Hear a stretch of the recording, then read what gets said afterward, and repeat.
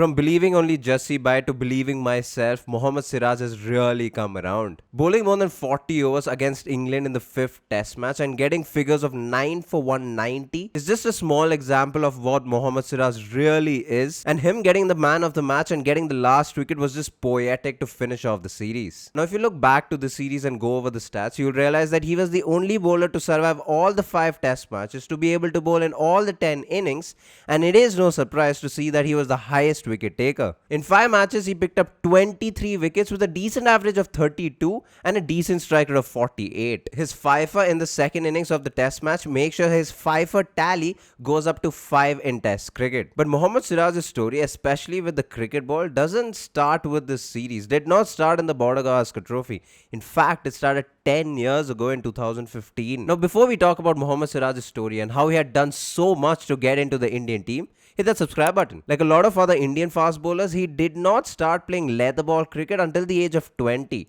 and it's only when his friends and a coach forced him to. He was born and brought up playing a lot of tennis ball cricket. He would play a lot of tennis ball tournaments, and guess what? He was one of the fastest bowlers in those tournaments. Now, the way Siraj was found out is very, very interesting. The Charminar Cricket Club in Hyderabad, affiliated with Hyderabad Cricket Association, used to organize a lot of tennis ball tournaments, and Siraj, of course, used to participate in them. Someone frequently saw Siraj play tennis ball cricket and was genuinely impressed by his pace. He then contacted a coach named Mehboob Ahmed, who also happened to be Siraj's first coach. But the story is what's fascinating. Mr. Mehboob was asked to watch Siraj bowl, with tennis ball in fact, but he was impressed straight away. Mr. Mehboob then goes up to Siraj and asks him to come play for his club. What a debut he had in 2014 in these club matches, because in the first match he took a fifer, in the next 2 games he took a total of 15 wickets. Now, because of these red ball performances, the HCA, the Hyderabad Cricket Association, were impressed and wanted Mohammed Siraj in their camp. But at that point, Siraj did have a bit of a problem with discipline. In fact, it came to a point where Mr. Ahmed had to intervene and make sure HCA did not remove Siraj from their camp. But this is exactly what Siraj needed at that point to make a switch, to change his attitude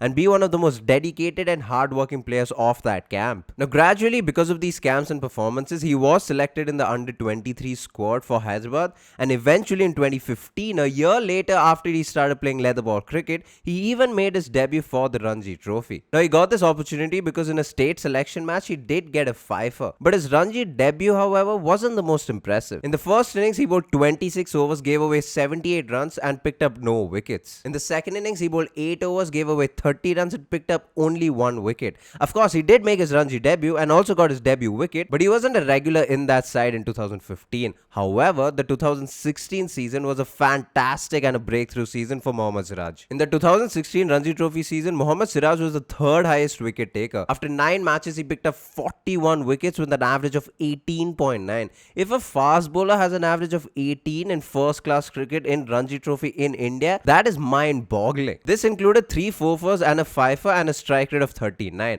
All of these are impressive numbers. In fact, Hyderabad made it to the quarterfinals for the first time since 2011 and 12, and in that match against Mumbai, Mohammed Siraj took a 9-wicket haul, almost causing an upset. But because of this Ranji Trophy performance, he was then picked for the Irani Cup to play for rest of India, which again, if you ask Mohammed Siraj, he would say was a disappointment, but he did gain a lot of experience. However, in 2 innings, he only picked up 2 wickets. Now, with the red ball and the first class matches that he was playing, he was also playing a lot of T20 tournaments in the state, and because of this, he was recognized and his name had come up in the IPL, and in 2017 he was picked for the Sunrisers Hyderabad. Now, arguably his first few years in the IPL were decent, but his red ball career was still flourishing. In 2018 he got 55 wickets over just 10 first class matches with an average of 19 and a strike rate of 37. He continues to impress a lot of people in Hyderabad and the country and the selectors with his red ball performances. Now, in these 55 wickets, there was a match where he got 2 5-wicket hauls against South Africa A, where by the end of the tour game, he was the highest wicket taker, where he played 2 matches, picked up 14 wickets with an average of 14 and a strike rate of 29. And not just this, against Australia A in the same year, he got an 8-wicket haul, where he only played 1 game, but was the second highest wicket taker by the end of the tour games. Picked up 11 wickets with an average of 12 and a strike rate of 20. Now, by no means was this Australia A weak side, because it had the likes of Usman Khawaja, Travis Head and even Marnus Labuschagne, and all of them went on to play for Australia. Now, of course, Mohammed Siraj eventually made his white ball debut for the Indian team, but because of all these red ball performances and possibly the white ball performances, he was eventually picked for the Border Gavaskar Trophy in 2020 Down Under. Now, there were a lot of conversations about if he's done enough to make his debut in the red ball format for the Indian team, and the answer simply was yes. For starters, until that point, Mohammed Siraj had played 38 first-class games. Now, this is important because 16 out of 38 of them he played for India A, which is a higher level than Ranji Trophy. And in these 16 games, he picked up 70 wickets with an average of 21, with a strike rate of 42 with 6 four-fers and 3 fifers. It almost seemed like Mohammed Siraj was taking wickets for fun in the red ball format, so it came as no surprise when Mohammed Siraj was picked on 26 December 2020, the Boxing Day Test in Australia, to represent the Indian team in the Test format. Now, even before I talk about his overall series numbers, let's start off with the debut. According to a lot of people in the first innings, Mohammed Siraj wasn't used enough. In fact, he was the last bowler to be introduced, yet he got 2 wickets in the 15 overs that he bowled. And I say this because in the second innings, he was introduced earlier and managed to get 3 wickets. In fact, he was the highest wicket taker in that innings. Something you need to remember that it's his debut series. It's the first time he's playing for India and it happens to be in Australia. And in his third match, which was also the 4th test match of the series and the last, he gets a fifer in the second innings, his first ever fifer. And crucial wickets at that too. He got Marnus, Steve Smith and Matthew Wade out in these 5 wickets. Now remember, in this squad, we also had Jasprit Bumrah and Umesh Yadav. But by the end of the series, he was the highest wicket taker for an Indian fast bowler. In 3 matches, he picked up 13 wickets with an average of 29 and a strike rate of 62. For a man playing for India for the first time in the test format and playing in Australia for the first time in the red ball format, people just knew that he was going to be something really special. But now here's the thing, right? When you look at Mohammed Siraj and when you look at his stats are decent enough. But then when you start comparing him to the other bowlers around the world or even bowlers in India and the Indian fast bowlers, he never really stands out. He's never on top. He doesn't have the best average. He's not taken the most wickets. He doesn't have the best strike rates. He doesn't have the most 5-wicket haul. Yet he produces spells like he did in the 5th test match, like he's done in this entire series, like he's done against South Africa when he took a 6-wicket haul, or against West Indies where he took his second 5-wicket haul, and he produces these spells and you just realize that Mohammed Siraj is really special. The first and foremost thing that a lot of people talk about Mohammed Siraj is the fact that if he takes his first wicket, then the next few will follow very shortly. It's the fact that he can take wickets in clusters. There have been 19 occasions where Mohammed Siraj has at least taken 2 wickets in a spell every time he's taken more than 3 wickets in an innings. Not only that, but when you look at Mohammed Siraj's 5-wicket haul, albeit he's only taken 5 of them, if you look at the average length of overs from his first wicket to the 5th, he averages 15 overs, which means that in 15 overs he is able to take those 5 wickets, which is basically for him 2 long spells that he already did in the England series. And these numbers just goes to show that if he is in rhythm and if he is able to take that first wicket, he will get the next few very quickly. But this is also where we come to the second point of what makes Mohammed Siraj special, which is almost like a backhanded compliment, is the fact that he's a workhorse. And I say it's backhanded because a lot of people say that he might bowl a lot of overs but doesn't pick up as many wickets, which is something also we'll come to. Since Mohammed Siraj's debut in 2020, he's second on the list to bowl most number of overs for an Indian bowler. Of course, he's top in the list for fast bowlers, but more interestingly, he's played more amount of matches in this period for the Indian team as compared to anybody. And then when you take Siraj, the fast bowler, and compare him to everyone around the world, he's 4th in the list for the amount of overs bowled in a test match in the same time period. In fact, in the BGT of 24-25 and this England series, in the Indian team, he's the only one to play every single match as a bowler. In 10 matches, he bowled 342 overs. The second best is Jasprit Bumrah, who's bowled 71 overs less than him. And of course, all of these overs across all of these periods do not include the white ball matches that he plays for India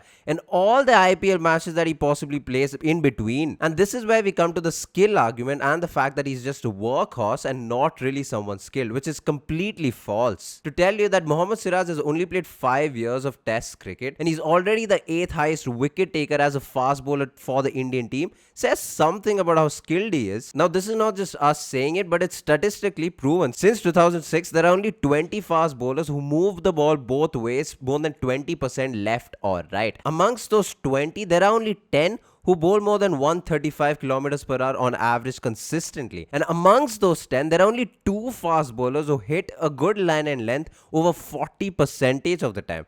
And guess who these two fast bowlers are? Jasprit Bumrah and Mohammed Siraj. Now this shouldn't come as a shock to a lot of people, especially if you know what Mohammed Siraj has in his skill set. The man can swing the ball both ways, he can seam the ball back in, but more than anything, he's worked on it over time. He was a naturally gifted in and out swinger, but in 2023, he made sure his out swinger had a variation too. As a fast bowler, he developed the use of the crease, making sure he goes wide of the crease, angling the ball back into the batter and swinging it out. And this wasn't just swing, this was also seam. He learned to seam the ball out after going wide of the crease. And it came as no surprise that in this same time period, he got a second fifer in the West Indies. And this is where things get more eye-opening, because from the end of 2022 until the end of that West Indies series, Mohammed Siraj induced 211 fall shots across 13 innings in the red ball format. Now what's impressive about this is the fact that there are no subcontinent bowlers above him. Bowlers above him were Stuart Broad, Matt Henry, Mitchell Starc and Kagiso Rabada. But of course, we do know that Siraj can swing the ball, can also seam the ball a bit outside, but something that has been evident with Siraj in the last couple of years is the use of wobble seam. Now a lot of people might think that wobble seam for Mohammed Siraj is a new trick in the book, but it's really not. In 2018, he lost his ability to swing the ball back in. He wasn't able to get his wrist position right, and even when he was losing the line that he was trying to bowl. This is when he started practicing the wobble seam, because in his mind, as much as the swinging delivery is a lethal ball, it is also something that a batter can pick if you look at the bowler's hand, except a wobble seam is just out of the question. You can only find out if the ball is moving after the ball pitches, where more often than not, it's late for the batter. So he can not only swing the ball both ways, he can seam the ball both ways, and has the wobble seam, and has an immaculate control over his length. Of course, over this test series and a lot of test series so far, a lot of people have criticized Mohammed Siraj, including us, about him straying down the leg side, him being expensive few times, but it has never come at the cost of length. It's usually the line that he gets wrong. And this is also backed up by his wickets, because 39% of his wickets are LBW and bowled, which only goes to show that he's consistent with his length, and when he gets his line right,